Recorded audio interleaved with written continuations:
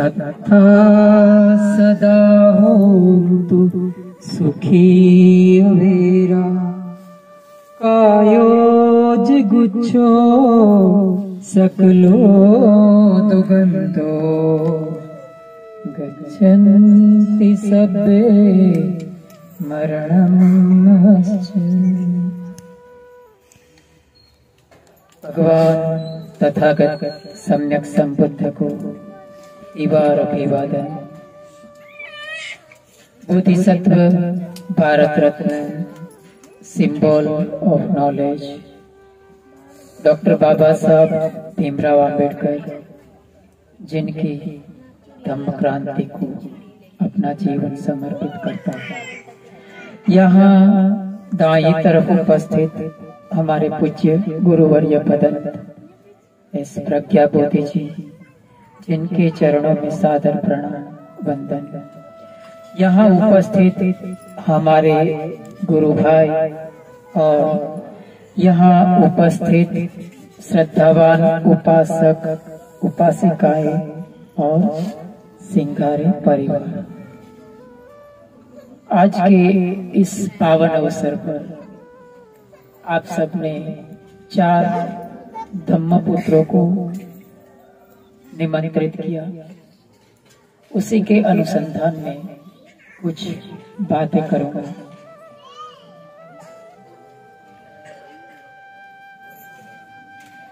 हम सब एक हेतु से बंधे हैं, एक कारण के पीछे हम भाग रहे हैं। हमारे सबके जीवन का सिर्फ एक ही उद्देश्य है और उसी उद्देश्य को पाने के लिए हम हर एक जीवन की तमाम प्रवृत्ति करते हैं। खाना पीना, रहना, पैसे कमाना, शादी ब्याह रचाना, बच्चे पैदा करना इत्यादि इत्यादि। चाहे कोई भी प्रवृत्ति हो, उसका एक ही उद्देश्य है और वो है सुख प्राप्त करना। सुख प्राप्ति करने के लिए हम तमाम प्रकार की प्रवृत्ति करते हैं। तो सुख नाम के प्रदेश पर, सुख नाम के देश के ऊपर एक ट्रेन जा रही है और वो ट्रेन में टिकट लेने के लिए बहुत बड़ी लंबी कतार है। सब लोग जा रहे हैं सुख नाम के प्रदेश पर।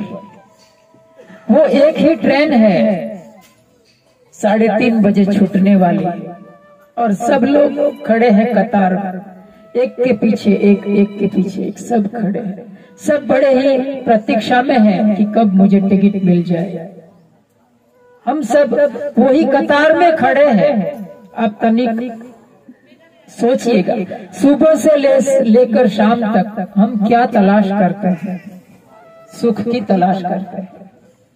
तो वो सुख नाम के प्रदेश पर ट्रेन जा रही है, सब उसी कतार में खड़े हैं और हम भी उसी कतार में खड़े हैं।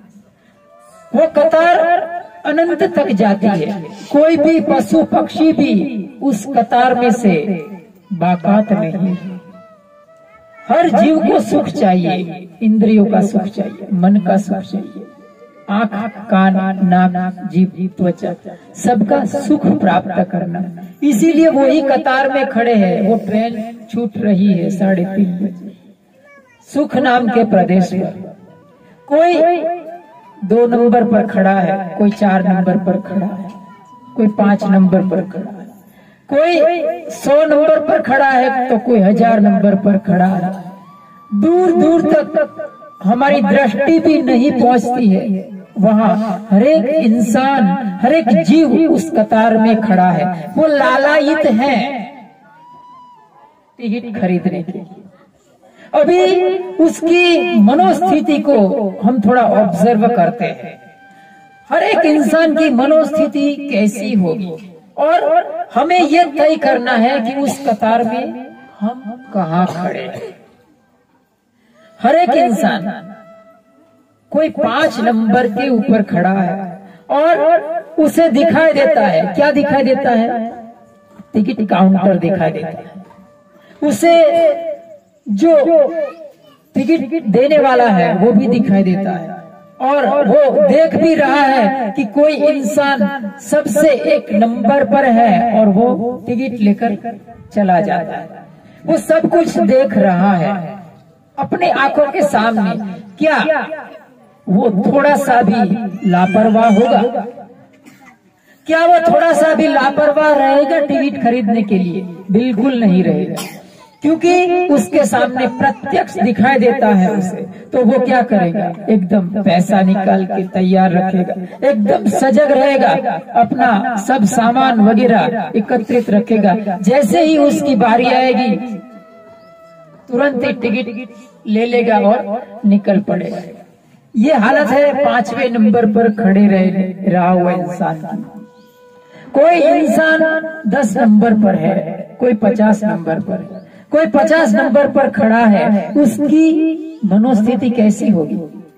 वो देख रहा है, उसे खिड़की तो दिखाई देती है, काउंटर दिखाई देता है, धुंधला सा टिकट देने वाला भी दिखाई देता है, लेकिन वो थोड़ा लापरवाह है। वो लापरवाह है कि टिकट तो मिलती है, लेकिन ठीक है अभी मेरा बहुत देर है, तो उसे पैसा निकालने की इतनी जल्दबाजी नहीं है। वो थोड़ा लापरवाह हो जाता है कि ठीक है मेरी बारी आएगी तो मैं टिकट खरीद लूंगा। उसी तरह से उसी कतार में कोई इंसान 1000वें नंबर पर ही खड़ा है, बीच में भी बहुत लोग खड़े हैं। वो कितना लापरवाह होगा? उसे काउंटर दिखाई नहीं देता है, उसे ना तो टिकट देने वाला दिखाई देता है, बस कतार ही कतार दिखाई देती है उसे। वो बहुत लापरवाह हो जाता है, अपना मोबाइल निकालता है, उधर भी चेयर बिछा देता है, उधर ही बैठ जाता है। ये एक इंसान की हालत नहीं है, उसी नंबर पर खड़े बहुत सारे लोगों की यही हालत है। हम सबको कतार में खड़े रहने की कभी ना कभी अनुभव होगा, है ना? हम जब भी बहुत दूर लंबी कतार में खड़े हो जाते हैं तो कितने लापरवाह बन जाते हैं कि चलिए बैठिए अभी बहुत देर है, तो वो इंसान बहुत लापरवाह बन जाता है और खेलता है, कुछ ना कुछ करके टाइम पसार करता है। उसी कतार में बहुत दूर दूर तक लोग खड़े हैं, कोई 1 लाख नंबर पर भी खड़ा है, कोई करोड़ नंबर पर भी खड़ा है। हम कहाँ है? कितने लापरवाह है? ये बात तय करती है कि हम उस कतार में कहाँ पहुंचे। कोई इंसान बुद्ध जैसा, कोई इंसान सारीपुत्र महामोगलान जैसा, कोई बाबा साहब जैसा, उसने भाप लिया था, वो कतार में आगे आ गए थे, उनको दिखाई देता था काउंटर, उनको टिकट देने वाला भी दिखाई देता था। जब भी आपको कुछ दिखाई देगा, आपको काउंटर दिखाई देगा, तो पता चलेगा कि वाकई सुख नाम का प्रदेश की टिकट मिल रही है, तो आप लापरवाह नहीं होंगे। यही हम सब की हालत है, ये इवोल्यूशन का प्रभाव है। आपको मैं पूछूं कि आज आप जितना जानते हैं उतना कल जानते थे? नहीं। आज आप जितना जानते थे उससे कम कल जानते थे, और आज आप जितना जानते हैं, जितना अनुभवी है, उससे ज्यादा कल अनुभवी बनेंगे। इसे कहते हैं उत्क्रांति, इसे कहते हैं इवोल्यूशन।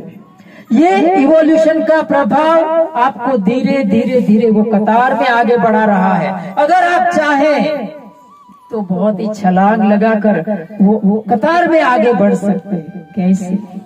भगवान तथागत के धम्म को समझिए, उसे जीवन में आप्लावित करिए, उसे भावित करिए, पता चलेगा कि भगवान बुद्ध ने क्या कहा है।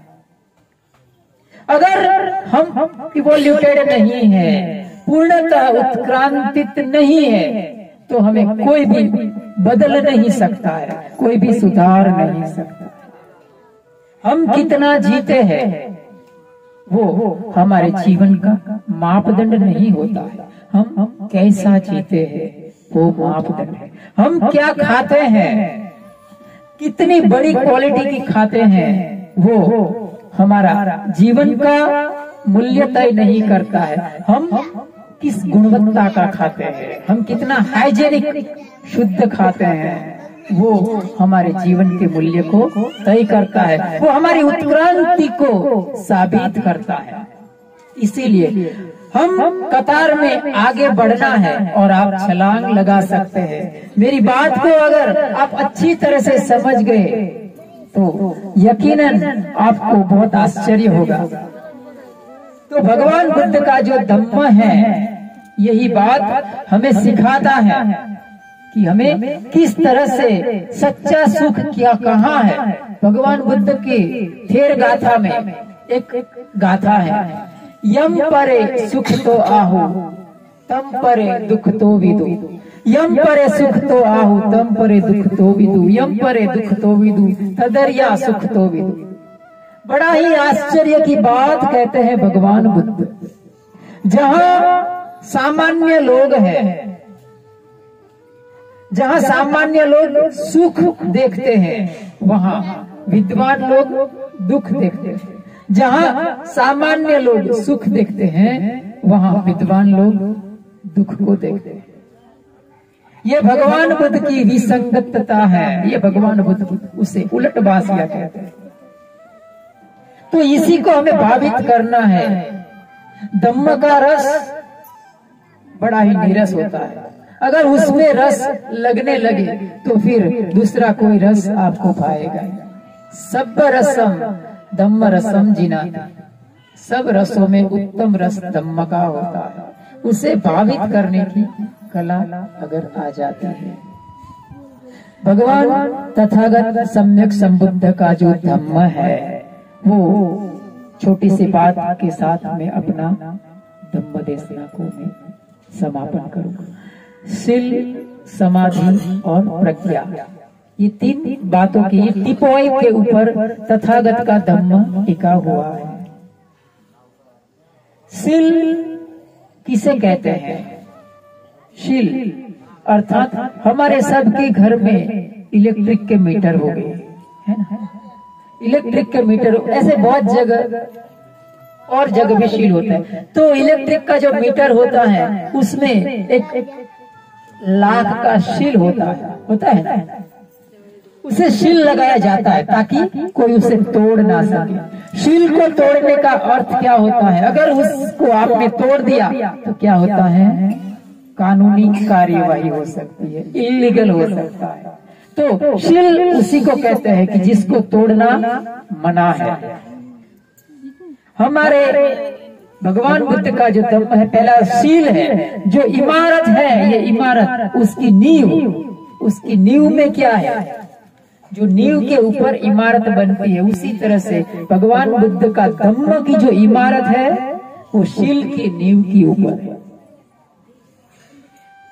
तो शील हमने 5 शील लिया, वही शील है गृहस्थों के। समाधि का अर्थ होता है कुशल चित्त की एकाग्रता। भगवान बुद्ध ने एक ही सेंटेंस में समाधि का बात कहा है, कुशल चित्त की एकाग्रता। एक कुशल चित्त की एकाग्रता इसीलिए कहा कि एक बिल्ली है, शेर है, हिंसक पशु है, वो भी एकाग्रता तो होती है उसकी। बिल्ली एक चूहे के बिल के पास कैसी एकाग्रता साधे हुए है कि अभी चूहा निकले और अभी में हड़प, है ना? एकाग्रता तो वो भी है, लेकिन वो कुशल चित्त की एकाग्रता नहीं। ओलंपिक में भी आपको एक अच्छा तीरंदाज एकाग्रता लिए हुए मिलेगा, लेकिन वो कुशल चित्त की एकाग्रता नहीं। तो कुशल चित्त की एकाग्रता क्या है? भगवान बुद्ध ने 40 कर्मस्थान बताए हैं। आनापान सती की बात की है, बुद्धानुसति की बात की है, शीलानुसति की बात की है, मरणानुसति, देवतानुसति, बहुत सारा कर्म स्थानों की बात की है।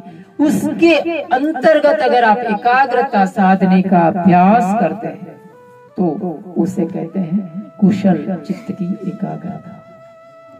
ये समाधि का पर्याय है, ये समाधि की छोटी सी व्याख्या है। शील, समाधि और प्रज्ञा। प्रज्ञा बहुत महत्वपूर्ण पहलू है धम्म का और सबसे महान पहलू है। प्रज्ञा का अर्थ होता है प्रत्यक्ष ज्ञान। जो ज्ञान उधार नहीं होता है, जो पराया नहीं होता है, उसे प्रत्यक्ष ज्ञान कहते हैं। कहती है कुछ चीज यहाँ, ओ भले आदमी आप है कहाँ। कहती है हर चीज कुछ यहाँ, ओ भले आदमी आप है कहाँ। हर चेहरा, हर लिबास, हर नदिया, हर पहाड़, हर मरघट, हर मजार दे रही है संदेश हजार, ओ भले आदमी आप है कहाँ। ज्ञान प्रज्ञा हमेशा किताबों में नहीं होता है, शब्दों में तो सिर्फ टेक्स्ट छुपी हुई होती है। अगर ऐसा होता कि ज्ञान प्रज्ञा किताबों से मिल जाती तो अलमारी अरहंत बन जाती थी। अगर ज्ञान किताबों में से जो मिलता तो बुद्ध नहीं बनता था। क्यों? क्योंकि बुद्ध के पास त्रिपिटक नहीं था। तो अगर किताब में से ही ज्ञान मिलता तो इंसान अरहंत नहीं बन सकता। तो इसे प्रज्ञा कहती है। जो आप जीवन सुबह से लेके शाम तक प्रयोग करिएगा, सुबह से लेके शाम तक आप कुछ भी काम करते हैं, मिलते हैं लोगों को, तो उसको ऑब्जर्व करिए। हर चेहरा आपको कुछ ना कुछ कहेंगे, हर बातें, हर चीज आपको कुछ ना कुछ कहती है। वही सच्चा ज्ञान है, जो प्रत्यक्ष होता है, जो सम्यक होता है, उसे कहते हैं प्रज्ञा। और प्रज्ञा है वो धम्म का सबसे महत्वपूर्ण पहलू है। तो आज के इस पावन अवसर पर आप में से जो सिंघारे परिवार है, वो तथागत सम्यक संबुद्ध के जीवन के, उनके जीवन काल के साथ जुड़ी कुछ कुछ घटनाएं, स्थलों की मुलाकात ली थी। उसी के अनुसंधान में आपने ये कार्यक्रम का आयोजन किया था। और उसी के अनुसंधान में मैंने धम्म देशना के अनुसंधान में 2 शब्द कहा। कहाँ तक आपके मन में मेरी धम्म देशना उतरी वो समय बताएगा। और आपने अच्छी तरह से मेरी बात को सुना, इस बदल आपका बहुत बहुत धन्यवाद। सबका मंगल हो, सबका मंगल हो, सबके जीवन में खुशहाली आए, हमारे पुण्य कर्म में सब भागीदार बने, सब भागीदार बने। बोलिए साधु साधु।